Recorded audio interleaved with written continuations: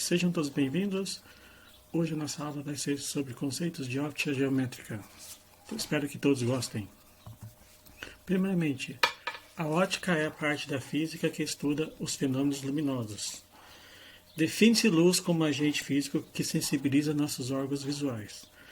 A luz ela tem um comportamento, ora de onda, ora de partícula. A luz é uma onda eletromagnética.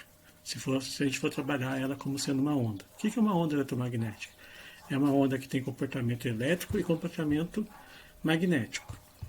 Aqui nós temos o espectro eletromagnético, no qual nós temos relacionado ao comprimento de onda e a frequência. O comprimento cresce da esquerda para a direita e a frequência da direita para a esquerda. Nesse espectro nós temos as ondas que estão presentes, que são os raios gama, os raios X, ultravioleta, infravermelho, radar, ondas de rádio e frequências extremamente baixas.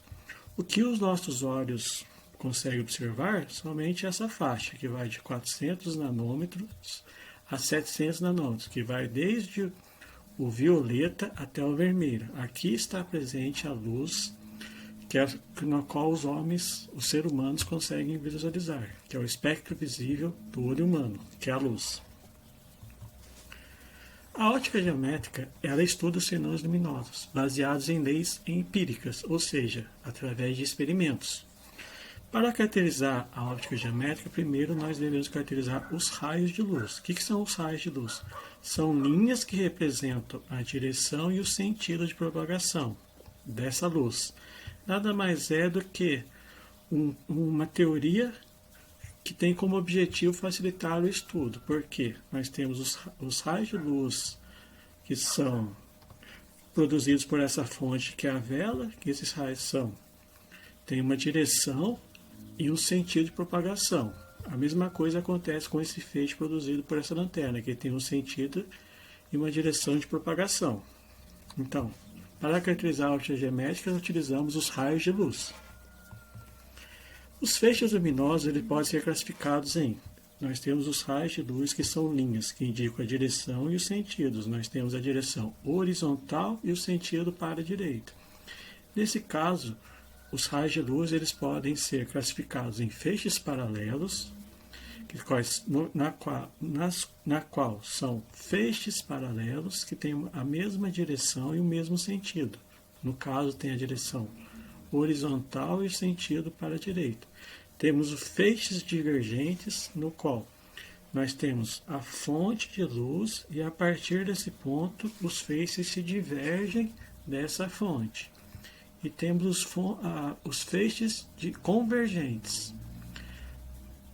Os feixes de luz eles vêm de várias direções e eles acabam convergindo para o mesmo ponto. Os feixes de luz vêm de uma direção e acaba convergindo para um ponto. Em relação às fontes de luz, eles são corpos capazes de emitir luz, seja dela própria ou quando ela é refletida. E elas podem ser classificadas em fontes de luz primária. Essas fontes de luz primárias são os corpos que são capazes de produzir a luz. São fontes que emitem luz própria. Elas são classificadas como fontes de luz incandescentes e luminescentes. As incandescentes são fontes que emitem luz a altas temperaturas.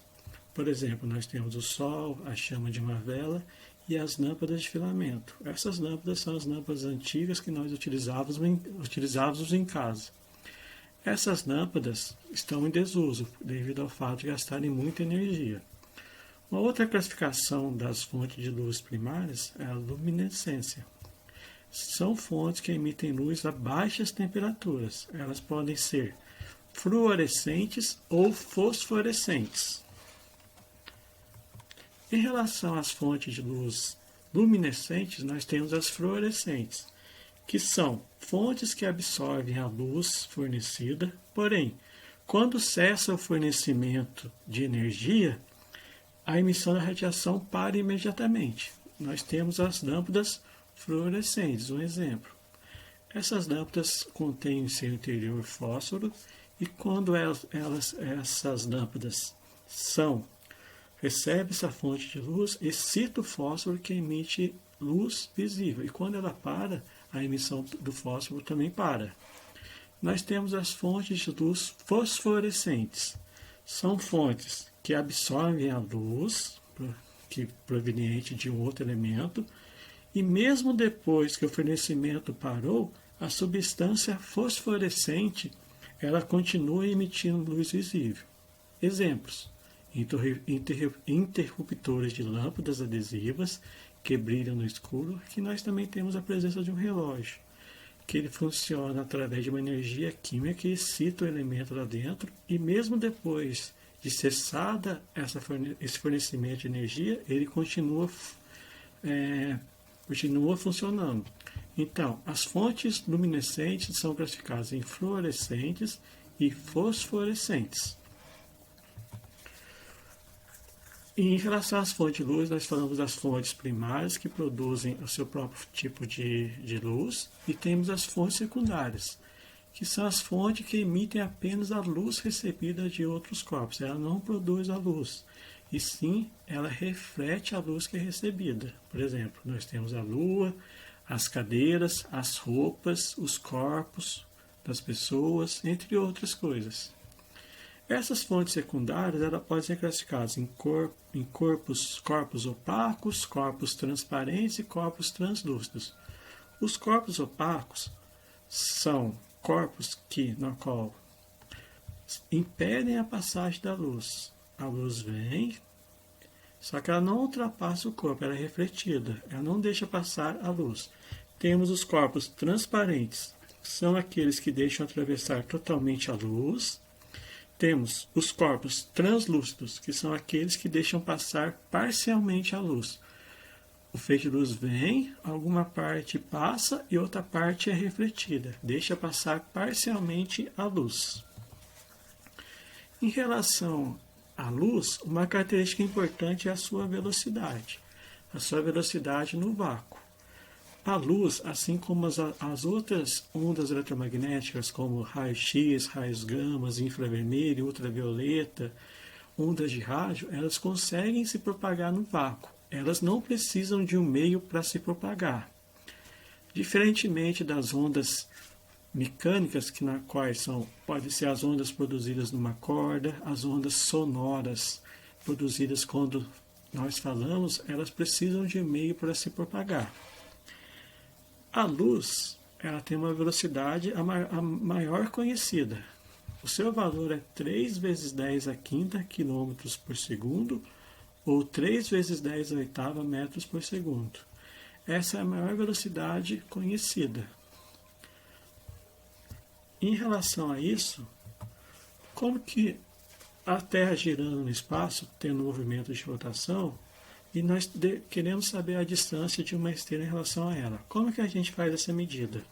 Será que fazemos essa medida através de quilômetros, de metros, de milímetros? Porém, essa distância é muito grande. Então, na astronomia, nós utilizamos um conceito, uma unidade de distância utilizada na astronomia, que é o ano-luz. Um ano-luz é a distância percorrida pela luz em um ano terrestre, que indica 365 dias. E qual que é essa distância percorrida pela luz em um ano? Podemos calcular o valor dessa distância, que é o ano-luz. Para isso, utilizaremos a fórmula. Velocidade média é a distância dividido pelo tempo, ou deslocamento dividido pelo tempo. A velocidade é 3 vezes 10 a quinta quilômetros por segundo. ΔS dividido pelo tempo. Só que como nós temos a unidade de segundo, o tempo também tem que estar em segundo para poder cancelar. Então, 365 dias vezes 24 horas vezes 60 minutos vezes 60 segundos, transformamos 365 dias em segundos. Esse valor passamos multiplicando, então vai ter 3 vezes 10 a quinta vezes esse valor. Com isso, calculamos o valor de ΔS, que é o deslocamento, é a distância percorrida. ΔS é 9,5 vezes 10 a 13 quilômetros. Então, um ano-luz equivale a 9,5 vezes 10 a 13 quilômetros. Para vocês terem uma noção das distâncias, como são grandes, a estrela mais próxima da Terra, tirando o Sol, é a Próxima Centauri. Ela está a 4,2 anos-luz de distância. Ou seja, pega esse valor e multiplica por 4,2.